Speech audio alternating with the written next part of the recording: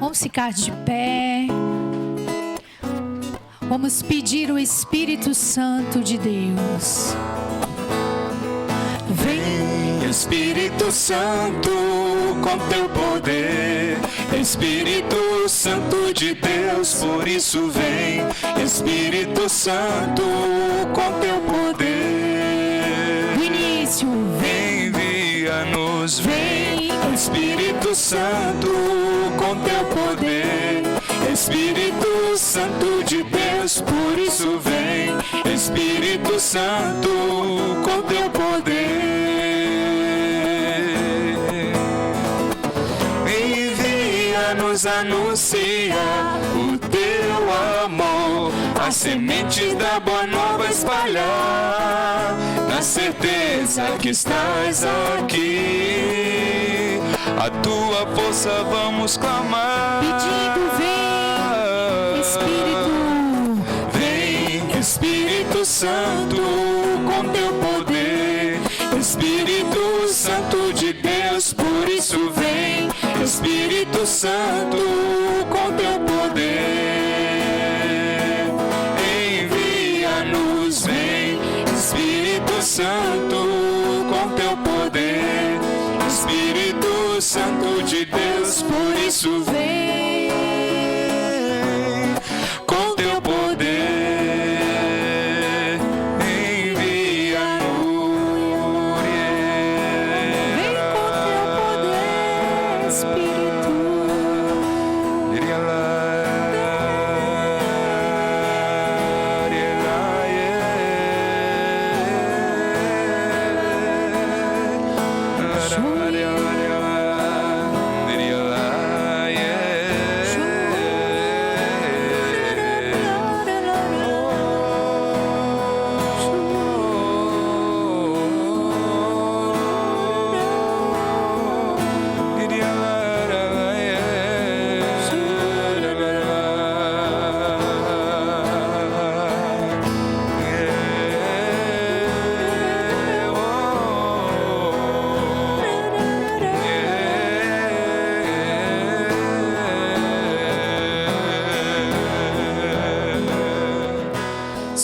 Só o Cristo vivo liberta toda pessoa humana.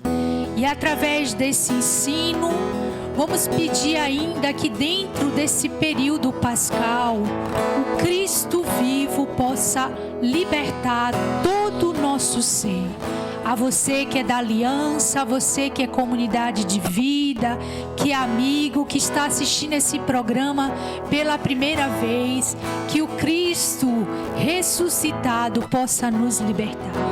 Por isso, tenhamos esse coração de escuta, atento a esse tudo que o diácono Jorge vai nos falar nesse momento. Que o Senhor nos abençoe e nos dê toda a graça nesse momento. Glória ao Pai, ao Filho e ao Espírito Santo, como era no princípio, agora e sempre. Amém.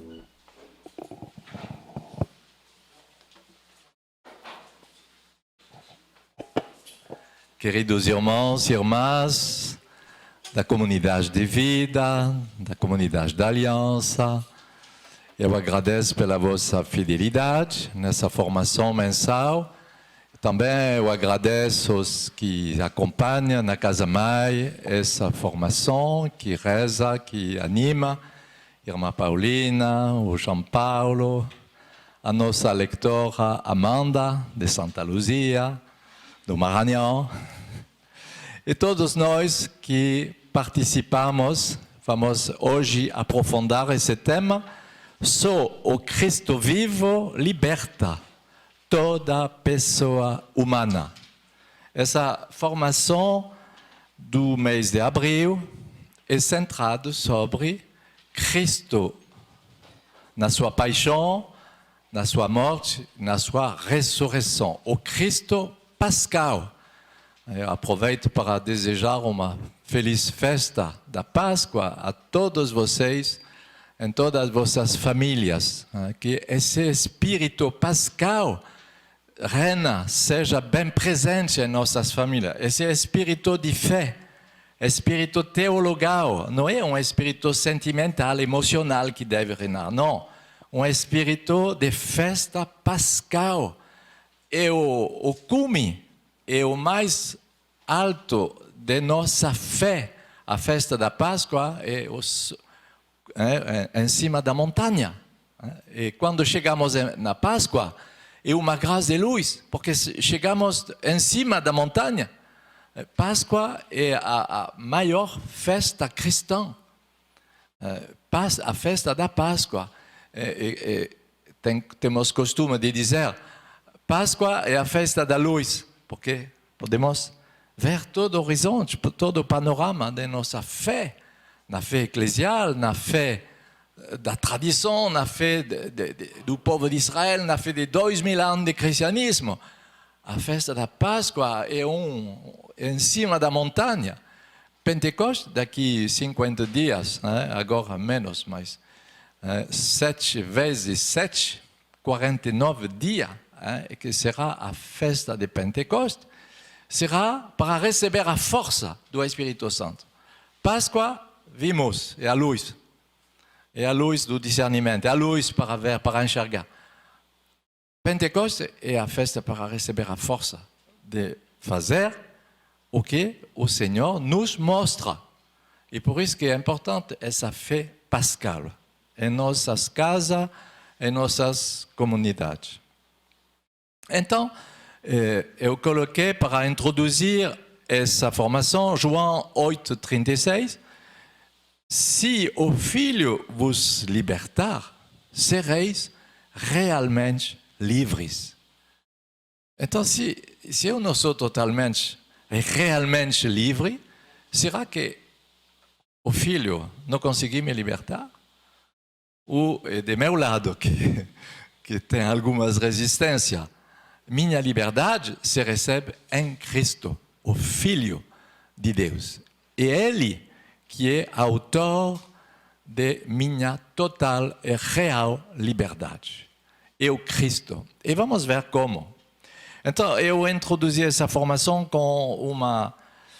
São 7 pequenos capítulos, 7, vamos ver. 7 pequenos parágrafos. Eu introduzi com um comentário um pouco técnico. Mas é bom.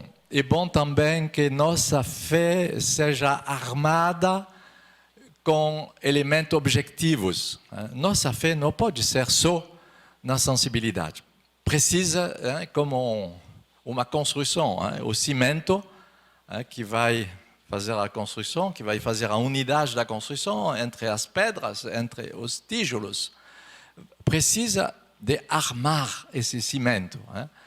O cimento é como o amor, mas o amor precisa que seja armado pela verdade, armado pela história, o que acontece, o real, porque Deus nos encontra no real. Então, é por isso que eu coloquei 2 grandes eventos da fé de Israel que marcou a fé dos israelitas. Quais são esses 2 eventos que eu resumi lá no início dessa formação?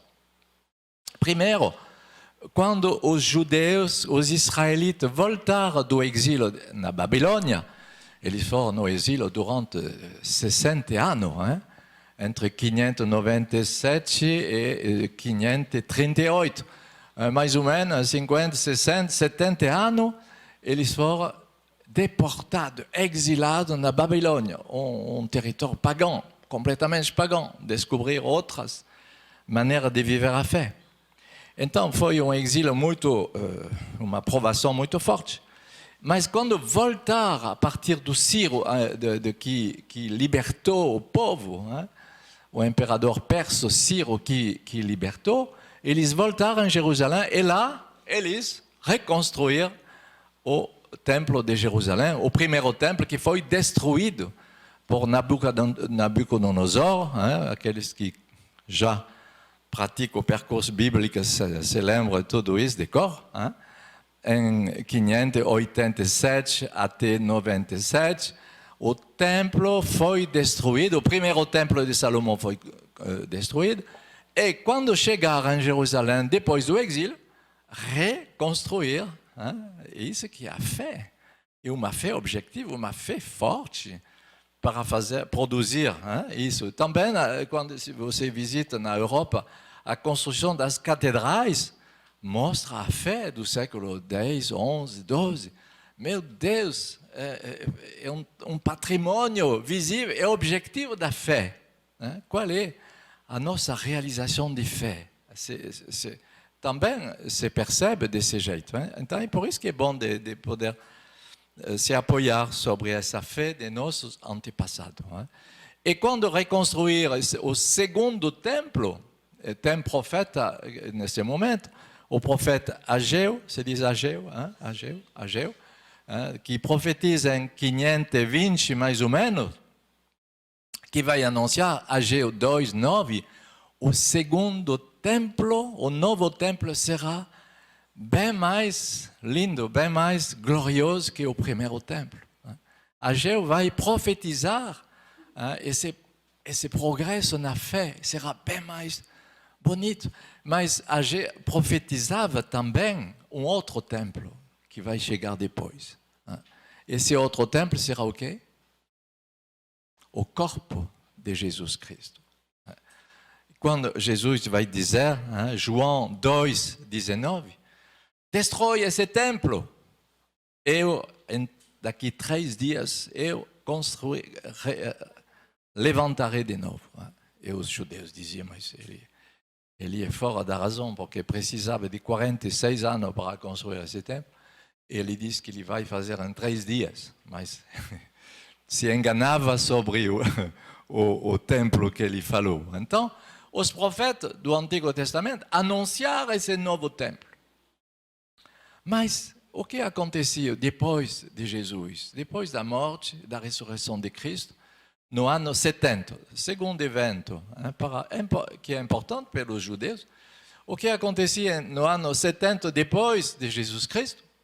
O segundo templo será de novo destruído pelos romanos, que vão fazer uma resposta pelos judeus que são revoltados com o ocupante romano, com a política romana, e o imperador e o governador vão enviar soldados para incendiar e ruinar finalmente o segundo templo que foi reconstruído.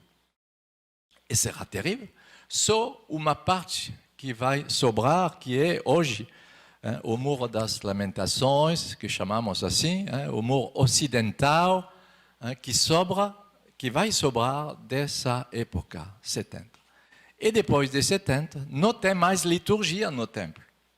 Não tem mais sacrifício de animais no templo. Não tem mais sumo sacerdote para apresentar as orações do povo. Não tem mais sacrifício de animais, não tem mais altar para oferecer os holocaustos e também os perfumes. Mas o que aconteceu a partir dessa data? Finalmente, 30 anos mais ou menos depois de Jesus Cristo, e a liturgia da igreja que começou. E finalmente, onde está o novo templo? O corpo de Cristo. Qual é o novo cordeiro imolado? Jesus Cristo, Cordeiro de Deus, que tira o pecado do mundo. Onde passou o bode expiador? Foi Jesus que foi nosso cordeiro que recuperou todas as culpas e os pecados do mundo e que foi finalmente esse bode expiador.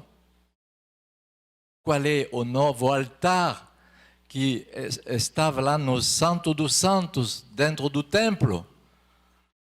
Esse novo altar é o altar da Eucaristia, de Jesus presente no seu corpo, no seu sangue, na sua alma, na sua divindade. Então, é uma revolução enorme esse momento da destruição do templo, porque marca, de uma maneira histórica, objetiva, uma transformação na fé no povo de Deus. Não sei se você percebe bem como na história também temos temos patrimônio de fé objetiva que é muito importante.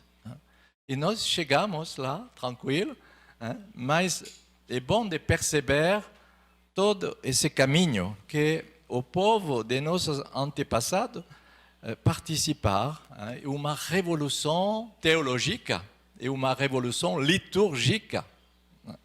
Imagina os israelitas que faziam as peregrinações na Páscoa, na Pentecoste e na festa de Yom Kippur, vamos falar um pouco, também para viver a expiação dos pecados. E nós recuperamos, somos herdeiros de toda essa fé para receber a expiação de nossos pecados, para viver uma vida nova, transformada. Recebemos a herança de todo esse caminho de fé de Israel. Então, segundo pequeno capítulo que eu quero, Cristo nos liberta e oprime. Segundo, é Deus que em Cristo se reconcilia o mundo. Em Cristo, não somente temos a herança de Israel, que vem redimir, que vem resgatar, salvar, mas também no Cristo, é Deus que faz uma reconciliação com o mundo, não somente o pequeno povo de Israel, mas com as nações, o mundo inteiro. Vamos ler o que Bento XVI, o Papa Emérito Bento XVI, escreve de uma maneira tão luminosa. Eu gosto muito, você sabe, dos escritos de Bento XVI. Eu acho que um dia será muito valorizado, eu acho que ele será canonizado rapidamente também, porque ele tem uma teologia tão precisa, luminosa e tão bem interpretada por nosso tempo. Então vamos ler, mas eu não tenho nada contra o Papa Francisco, cuidado, mas eu não tenho nada contra o Papa Francisco, que tem um carisma enorme também hoje pelo nosso tempo. Eu não faço oposição entre os dois. E entre eles, você não percebe nenhuma briga entre eles também. Eu acho que a igreja continua e com uma graça enorme do carisma de cada um. João Paulo II, Bento XVI, o Papa Francisco. Vamos ler agora o que o Papa Emérito Bento XVI diz no livro dele, Jesus de Nazaré. O novo culto esperado e, todavia, até então ainda não definido, tornara-se uma realidade. Na cruz de Jesus, verificou-se aquilo que nos sacrifícios de animais tinha sido tentado em vão. O mundo obtivera a expiação. O Cordeiro de Deus carregava sobre si o pecado do mundo e tinha-o tirado fora. A relação de Deus com o mundo, relação transtornada por causa da culpa dos homens, fora renovada. Então, Realizara-se a reconciliação. Obrigado. Muito importantes são essas palavras. O novo culto. E você percebe como é novo esse culto. Depois de 70, depois do sacrifício de Cristo, é um novo culto. Depois, a liturgia israelita se torna uma liturgia sinagogal, na sinagoga, que é uma liturgia da palavra, finalmente. E o sacrário pelos judeus não é o sacrário da presença eucarística, é o sacrário da Torá. Eles conservam a Torá antiga, que é como um sacrário. É uma liturgia da palavra que acontece depois desse momento, de 70 depois de Jesus Cristo, uma liturgia da palavra, uma liturgia sinagogal. Mas o que acontece em relação com o mundo, diz o Papa Bento XVI, e que se tornou uma realidade a partir de Cristo. Pela cruz de Jesus, o que buscávamos com o sacrifício de animais, o mundo recebe a expiação. o que foi buscado com o sacrifício de animais no tempo antes de Jesus Cristo, no tempo do templo, agora foi obtido e recebido pela cruz de Cristo. Não precisa sacrifício de animais.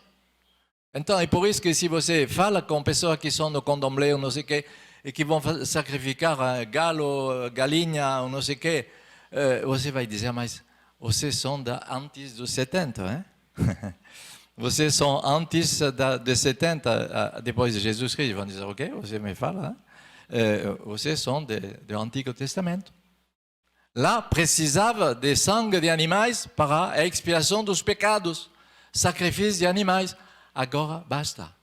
Senão, você não conhece o que recebemos, que o mundo recebe pela expiação do sangue de Jesus Cristo.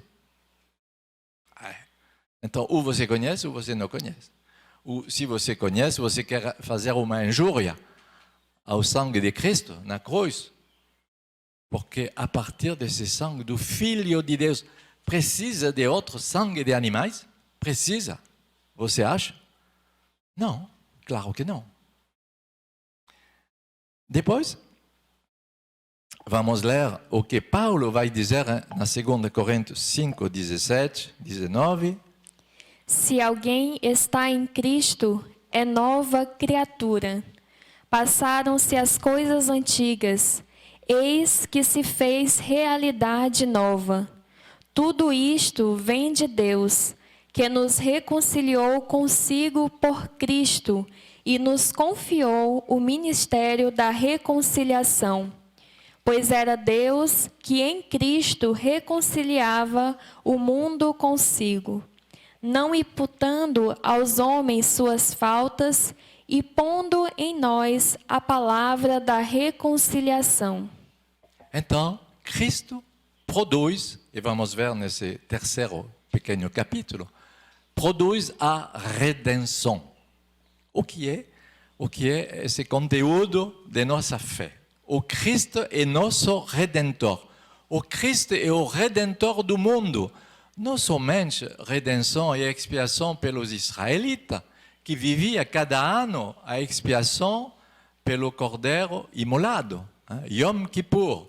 Essa festa de Yom Kippur, uma das grandes festas do judaísmo. As pessoas iam em Jerusalém, antes da destruição do templo, iam em Jerusalém para oferecer um cordeiro imolado e oferecer um bode expiador. A pessoa colocava as mãos sobre o bode expiador, confessava seus pecados na presença do sumo sacerdote, que ele soltava o bode expiatório no deserto. Vai embora, desaparece.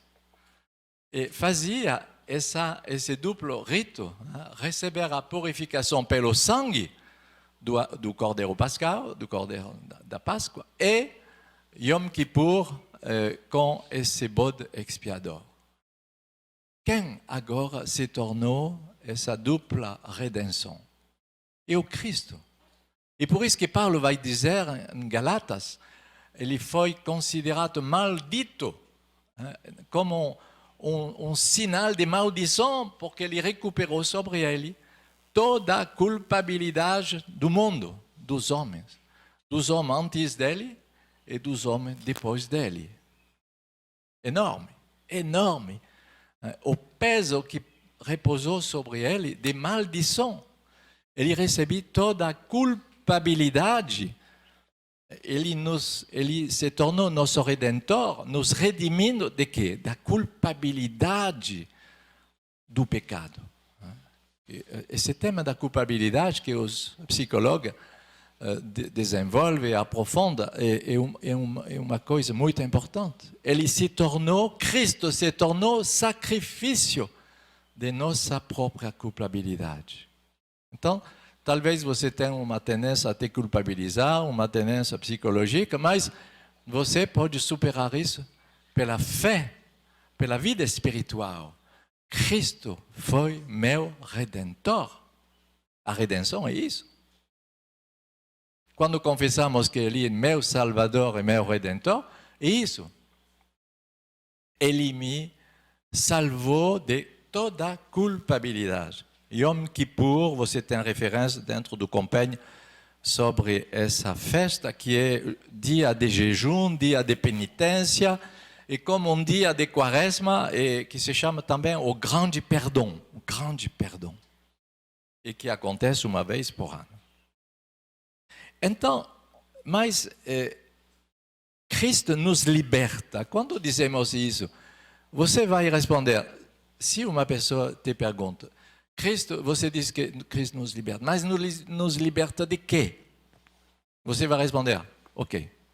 Ah, mas eu não sei, mas Ele é meu Salvador, Ele me liberta, eu sou muito bem, eu sou muito feliz. Bom, isso é o lado objetivo, hein? Ok, você é muito bem, graças a Deus. Mas, objetivamente, Cristo nos liberta de três coisas, hein?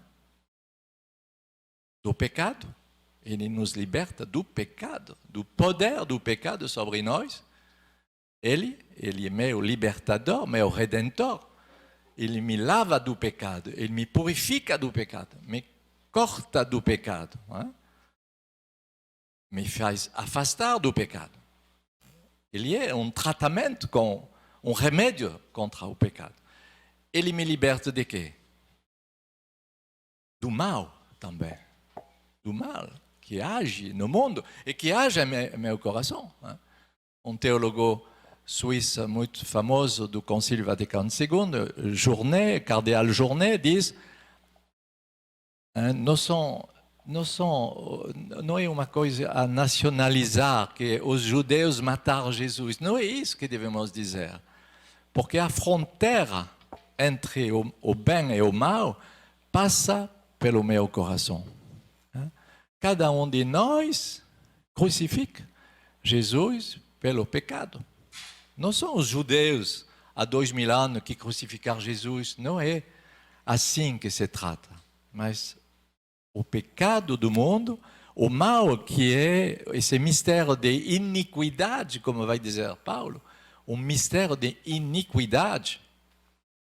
Eu não faço o bem que eu quero, eu faço o mal que eu não quero. Essa fronteira passa em cada um de nós. Essa fronteira entre o bem e o mal. Hein? Então, ele conta uma história inteira. E a terceira coisa que Cristo nos liberta é a morte. A morte. E hoje é muito importante, muitas pessoas são angustiadas pela morte. O fato de pegar essa pandemia, a pessoa se pergunta, talvez eu vou morrer. Bom, é verdade que são muitas pessoas, muitas famílias que são atingidas e que são angustiadas pela ideia da morte. Mas Cristo se tornou vencedor da morte. Pela sua própria morte, Ele matou a morte. E isso também deve fazer parte de nossa fé. De saber que, bom, eu posso receber uma graça de abandono profundo, abandono confiante, sabendo que eu não sou mestre de minha própria morte. Ontem eu liguei a minha irmã, que tem 10 anos a mais que eu, e que é a mãe de Patrick, meu sobrinho, que tem um câncer do pulmão, como eu já pedi de rezar por ele. E ela me disse, chorando, ah, meu Deus, quando eu descobri que meu filho, meu único filho, tem um câncer, eu disse, Senhor, ela não é muito cristã, mas eu acho que ela se torna mais agora. Eu gritei a Deus, tu não vai me roubar meu filho. Ela me disse ao telefone, Ela tem uma voz forte, um temperamento forte. E quase eu respondi, ele pode te entender, porque ele também, seu filho, morreu, hein? Mas eu não fiz essa brincadeira, porque não era o momento de dizer, mas também ele conhece o que aconteceu, hein? Ele perdeu seu único filho. Então, o mistério da morte é entre suas mãos. Jesus Cristo se tornou o mestre da morte das pessoas que morrem, mas de minha própria morte também. Então, se Ele quer que seja amanhã, bom, vamos tentar. Como se perguntava a esse homem de Deus na França, o Senhor não tem medo da morte? E ele responde, não, hoje eu não tenho medo da morte, eu tenho 70 e não sei quantos anos, eu não, até agora eu não tenho medo da morte, mas vem me fazer a mesma pergunta 10 minutos antes. Claro que 10 minutos antes vai ter angústia, vai ter provação, vai ter um sentimento desagradável, e bom, normalmente, mas minha morte é nas mãos de Jesus. E minha morte será a passagem também para ver a face de Cristo. Meu Deus! Qual transformação será? Qual Páscoa será esse momento? Então não podemos viver a morte como os pagãos. A morte não me pertence. A minha vida não me pertence. Tudo isso são nas mãos de meu Senhor, de meu Redentor. E o Papa Bento XVI, é isso que a Amanda vai ler, hein?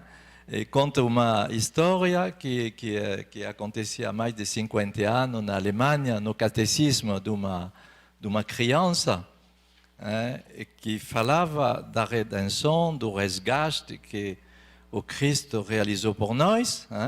Pode ler?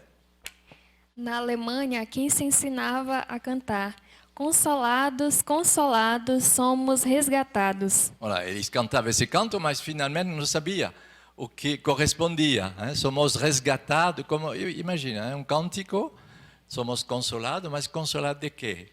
Somos redimidos, mas redimidos de quê? Muitas vezes acontece. Mas a criança perguntou: do que somos resgatados? Do pecado, foi-lhe respondido. Isto não satisfez o menino, porque todo o curso da religião tratava do pecado, do qual ainda não tínhamos sido resgatados, relata Bento XVI. Agora podemos confessar nosso pecado e obter o perdão, explicaram ao menino. Mas ele objetou: talvez Cristo devesse ter nos redimido antes da confissão do que do pecado? Mas o Papa Emérito, a partir desta divertida história, sublinha uma impressão mais profunda e assombrosa. O sentimento generalizado de que, na realidade, não devemos ser redimidos pelo cristianismo, mas do cristianismo. Como se o cristianismo estivesse impedindo nossa liberdade e que essa liberdade só poderia surgir se as restrições cristãs fossem definitivamente abolidas. Mas continua o Papa Emérito, admitindo que estas restrições são abolidas por um afrouxamento do dogma e pela renúncia à confissão, a terra prometida da felicidade ainda está longe de aparecer, mas sim um deserto sem água, tanto mais terrível quanto avançamos para lá. Então, para resumir, o que essa história finalmente quer dizer? A criança diz, mas ele nos redimiu do pecado, mas não devia mais nos redimir da confissão e dessas coisas chatas do cristianismo, finalmente, que muitas pessoas pensam, meu Deus, as exigências, a confissão, todos os conselhos evangélicos, os mandamentos, meu Deus, que chato isso. E, finalmente, sonha de uma liberdade que nos liberta do cristianismo. E o Papa disse, eu acho que seria bem mais triste ainda, e seria um deserto sem água, seria mais terrível de avançar nessa direção. Então, verifica bem, teu desejo de liberdade, finalmente, não seria um desejo de uma libertação do cristianismo, das exigências do cristianismo? Cuidado que não seja assim, porque vai precisar de exigência até o fim de nossa vida, porque precisamos da lei, da palavra de Deus, precisamos das exigências dos sacramentos, da disciplina dos cristãos, precisamos. E se você quer jogar fora tudo isso para encontrar a tua liberdade, você será o mais enganado pela mentira do demônio. Porque isso é um caminho que é num deserto sem água. E você descobrir a água. E você vai preferir um deserto sem água. Então, cuidado de não jogar fora tudo que se chama exigência, que é chato, claro que é chato. A vida comunitária, você gosta da vida comunitária? Hein? Eu não gosto, não. É chata a vida comunitária, mas ela me protege. Eu preferiria ser independente, fazer o que eu quero, ir pescar, ir na festa e fazer o que eu quero. Mas isso não seria uma proteção por minha vida. E a vida comunitária, tem um irmão que diz, adoração. A palavra de Deus agora, a lição divina.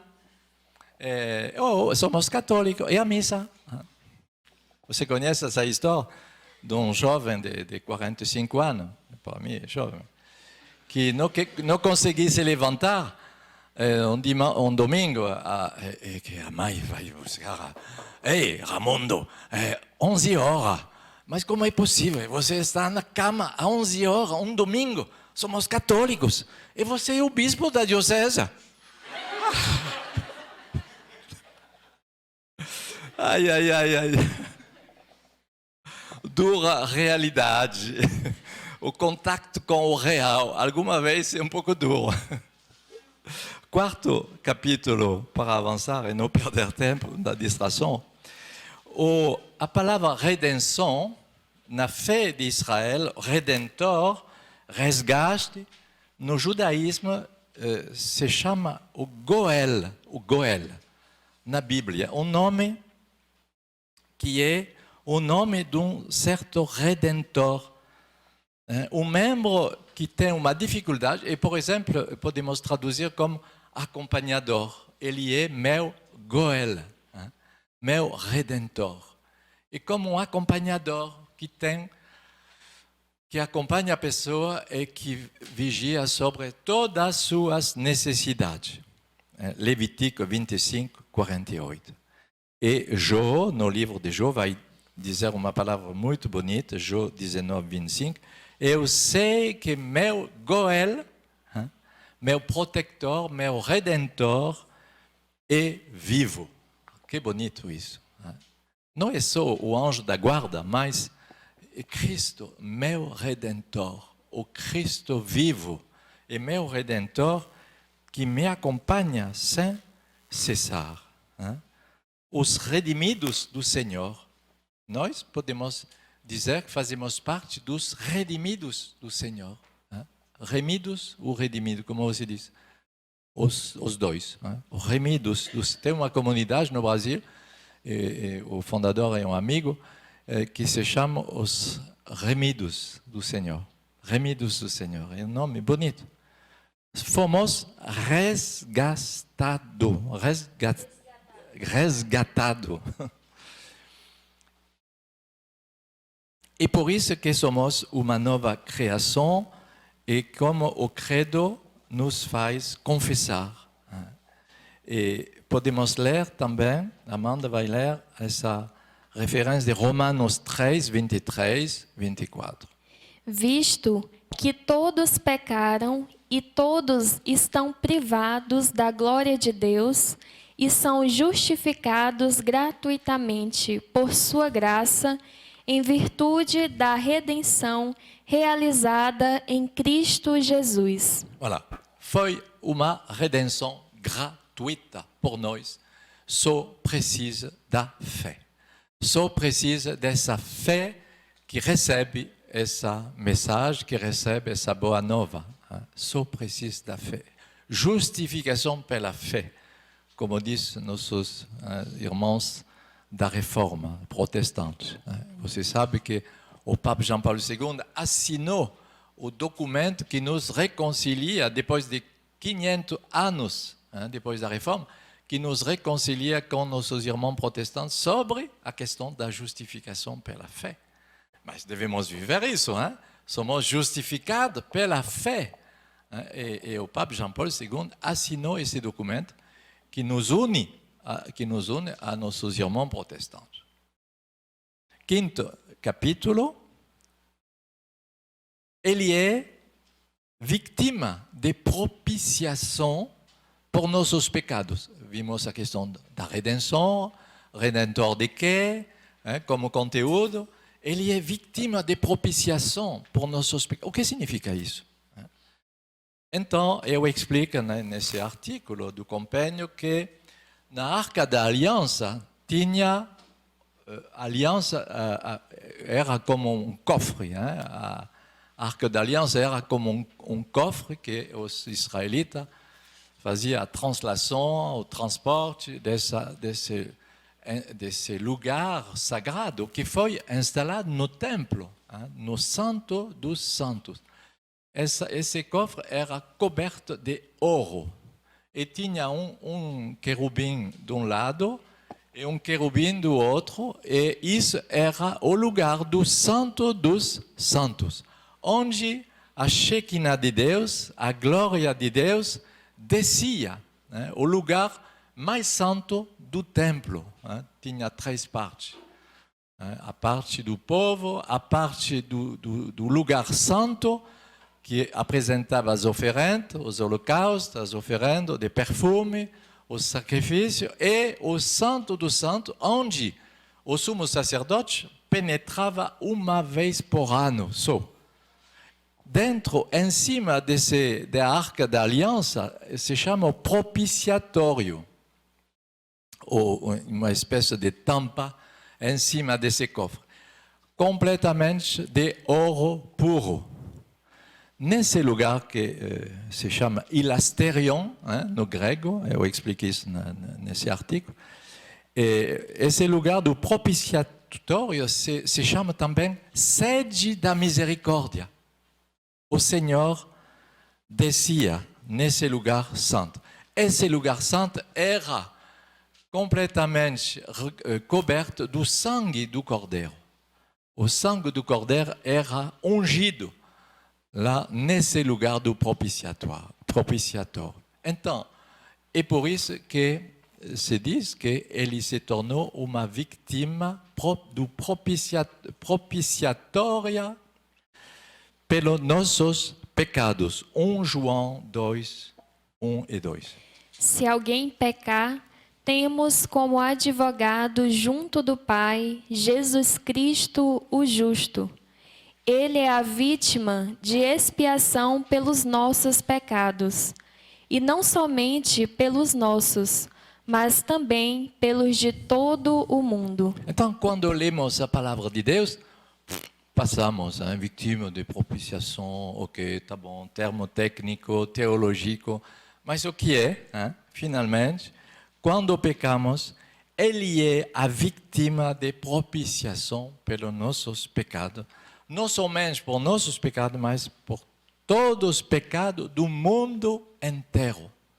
E por isso que a liturgia oferece, finalmente, essa vítima de propiciação em cada Eucaristia, o novo altar, o novo propiciatório, e que se chamava o trono, a sede da misericórdia. Isso que me parece muito interessante. Os judeus, eles mesmos, chamava isso da sede da misericórdia. Esse lugar super santo da antiga aliança, que Jesus se tornou agora em seu coração aberto, e também no altar da Eucaristia, ele se tornou essa vítima de propiciação, esse trono da misericórdia. E Bento XVI comenta justamente, exatamente isso. Não é o contato do sangue de um animal com um objeto sagrado que reconcilia Deus e o homem.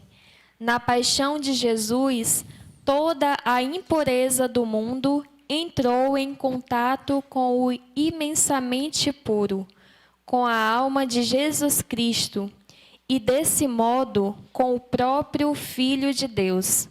Nesse contato, a imundície do mundo é realmente absorvida, anulada, transformada por meio do sofrimento do amor infinito.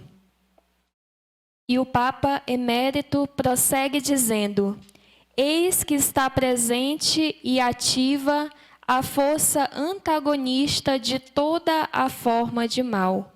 O bem é sempre infinitamente maior do que toda a massa do mal, por mais terrível que esta se apresente.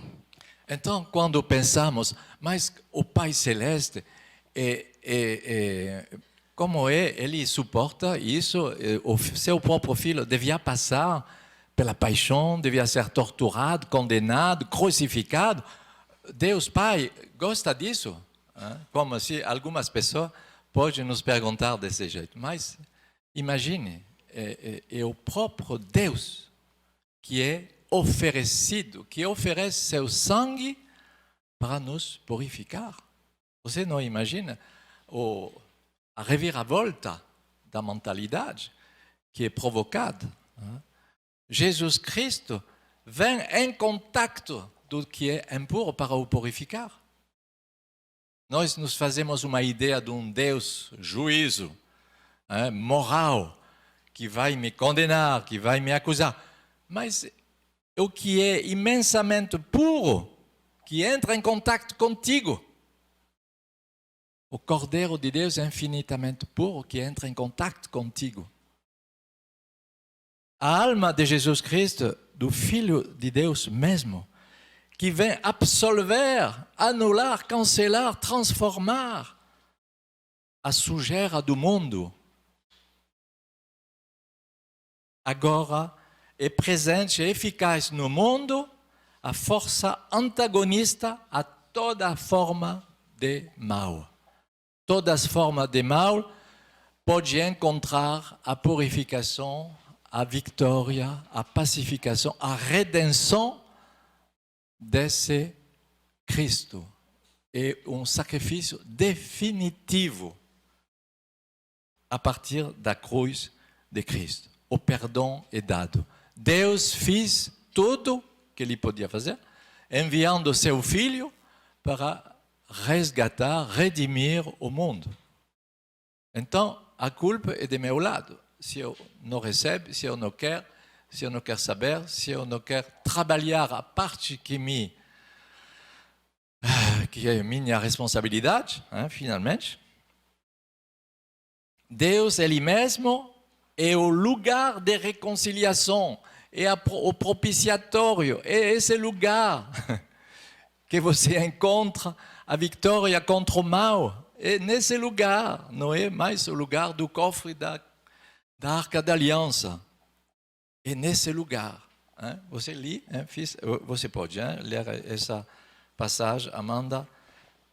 O próprio Deus apresenta-se como lugar de reconciliação e no seu Filho carrega sobre si o sofrimento.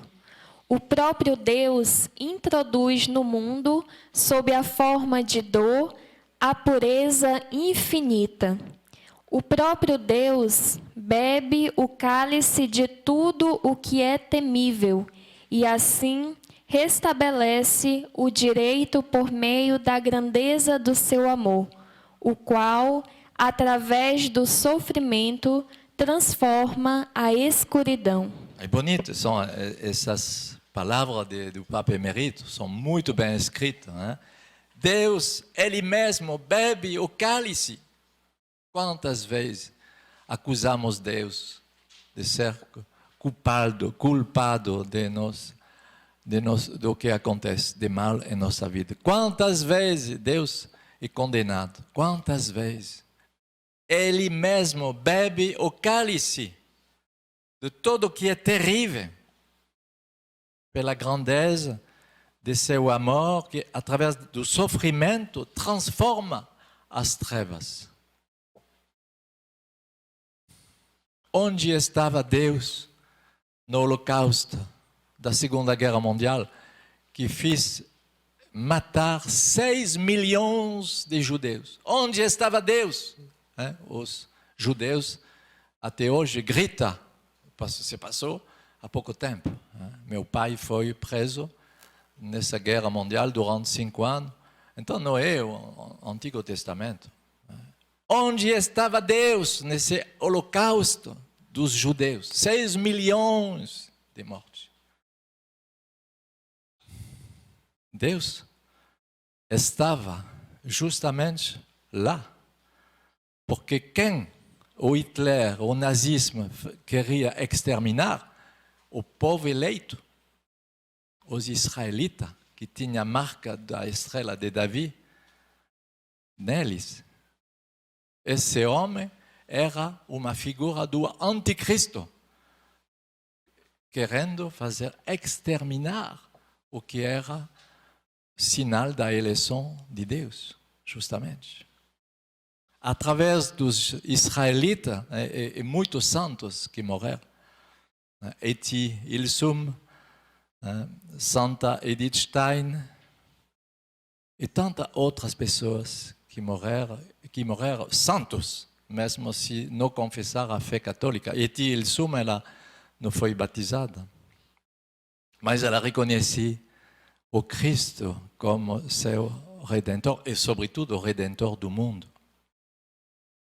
Então, número 6, e vamos avançar porque, para não fazer mais longo, mas você pode meditar na carta aos Hebreus. Eu tenho uma grande passagem que é muito importante de trabalhar essa formação, justamente, Hebreus 10, 1 a 10, que vai dizer a lei não tem potência para fazer essa vida nova, e o sacrifício do Antigo Testamento não tem potência também para reconciliar, para nos purificar. É o Cristo agora que faz esse trabalho. O Verbo que se fez carne, o Logos, que entrou nessa obediência perfeita. Bento XVI vai dizer sua obediência corporal. Como é bonito isso, hein? Podemos concordar com a obediência, mas a obediência corporal é outra coisa, uma obediência bem encarnada até meu corpo. Sua obediência corporal é o novo sacrifício. Pode ler, Amanda? Sua obediência corporal é o novo sacrifício, pelo qual nos envolve a todos e no qual, ao mesmo tempo, toda a nossa desobediência é anulada pelo seu amor. Voilà. Toda a nossa desobediência é anulada pelo seu amor. Meu Deus, como eu tenho desejo de viver isso, hein? Que toda minha desobediência seja passar a purificação na minha vida para que ela seja cancelada, é isso? Anulada pelo seu amor. É isso que vamos viver, queridos irmãos e irmãs, depois de nossa morte. Então, nossa morte não será tão terrível. Eu vou receber o cancelamento, espero, bem, é isso. Cancelamento de tudo que foi trevas, erros, coisa errada e ruins de minha vida. Será anulada pelo seu amor. Então, eu concluo nessa formação do compêndio por uma coisa interessante de um pastor protestante que foi muito abençoado na renovação carismática na França, o pastor Thomas Roberts. Ele pregou seu último retiro em nossa casa lá na França, com nossa comunidade Siloé na época. E o pastor Thomas Roberts conta essa história. Cada vez que ele deve pregar sobre o Cristo Redentor, Cristo que nos resgate, ele citava essa experiência. Um dia, ele fazia um caminho na beira do rio em Paris, da Seine, E lá, na beira do rio, tem buquinista, tem livraria de livros de seminovos, de ocasião. Hein? E ele olhava. Bom. E um dia, ele encontra um livro. Ah, meu Deus, esse livro que eu buscava há muito tempo, que eu não achei. Um livro que ele gostava muito, não sei qual foi, eu não me lembro. Ele diz, mas eu vou comprar esse livro. Ele abre e no lápis marcado Thomas Roberts, o nome dele. Ah, mas ele calculou, ele disse, mas é meu livro, finalmente, que ele perdeu. Ele emprestou a um amigo e depois, como acontece alguma vez, você conhece? Ele emprestou a um amigo e desapareceu esse livro. Ah, meu Deus! Mas eu vou explicar ao homem da livraria que meu livro, ele não vai concordar. Então, o que eu vou fazer? Eu vou comprar de novo. Ele contava essa história para dizer, é isso que Cristo, o Redentor, fez com cada um de nós. Pertencemos a Ele, o Filho de Deus, pertencemos, cada um pertence a Deus, mas cada um foi vendido ao pecado. E Deus nos perdeu. O que precisava de fazer? Pagar de novo o valor. Pagar de novo o livro. Então ele pagou de novo para que o livro pertence de novo a ele. Ele pregava de uma maneira muito linda sobre a redenção em Cristo. Ele nos pagou o preço de novo. Pertencemos a Ele, mas Ele pagou o preço de nossa redenção. Então, agora que esse livro nunca vem a se perder, porque ele pertence a Jesus. Jesus nos comprou de novo. Que o Senhor vem te dar essa alegria pascal e que nossa família, todos que nós amamos, participem dessa santa redenção e dessa alegria pascal. Amém.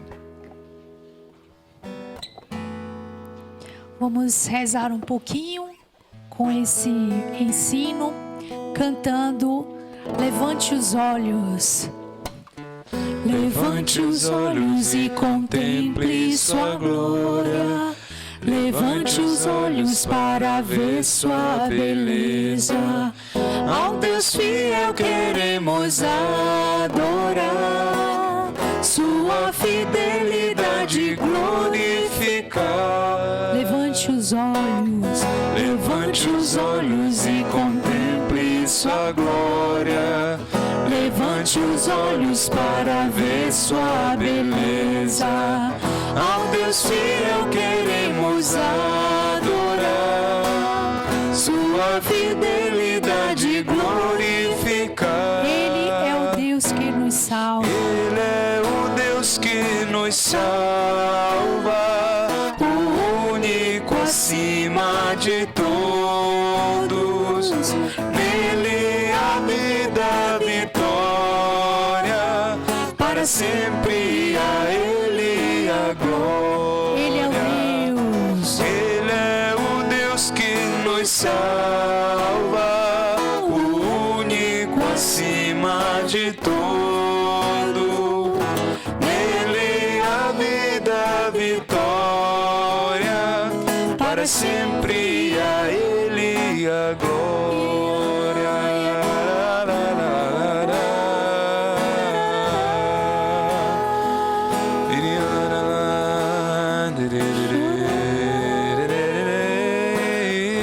Resgata-nos, Senhor, salva-nos de nós mesmos, do nosso pecado, do nosso fechamento, Senhor, das nossas fraquezas.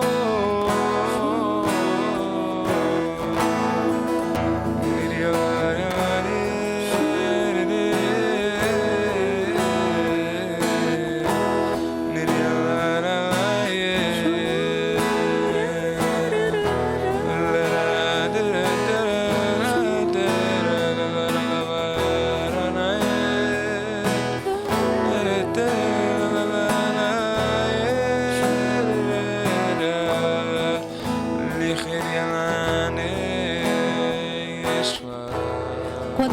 diácono falava do sofrimento e da morte dos judeus, que ele falava: onde está Deus? Eu tinha muito no coração que alguns em casa, nos assistindo, faz essa mesma pergunta diante dessa pandemia, diante dessa situação que o mundo vive. Mas Jesus está aqui para nos salvar. Ele vivo e ressuscitado. E é preciso que você possa deixar-se resgatar por Deus, pelo Filho, que Ele possa agora tomar você pelas mãos para esse ato de fé. O diácono começava: não é uma fé sensível, é uma fé teológica firme de acreditar que Deus é capaz. Jesus já nos salvou e quer nos dar essa consciência de maneira mais sólida, sermos cristãos sólidos. E nessa pandemia o Senhor quer nos dar essa graça de solidez. A nossa fé tem que ser sólida diante de um mundo que hoje sofre, está na angústia, no sofrimento, no desequilíbrio emocional e psicológico. Que possamos ser essas luzes aonde você está, na vossa casa, nos hospitais, aonde você passar, que você possa ser esse sinal de Cristo vivo e ressuscitado, homens e mulheres de fé, para arrastar os outros nessa certeza do céu. Por isso, nós pedimos a intercessão da Virgem Maria para que ela interceda por nós, que ela nos acolha, como ela formou São João aos pés da cruz, que ela venha nos formar nesse tempo em que o mundo está aos pés da cruz com essa pandemia. Ave Maria, cheia de graça, o Senhor é convosco. Bendita sois vós entre as mulheres, do vosso ventre, Jesus. Santa Maria, Mãe de Deus, rogai por nós, pecadores, agora e na hora da nossa morte. Amém.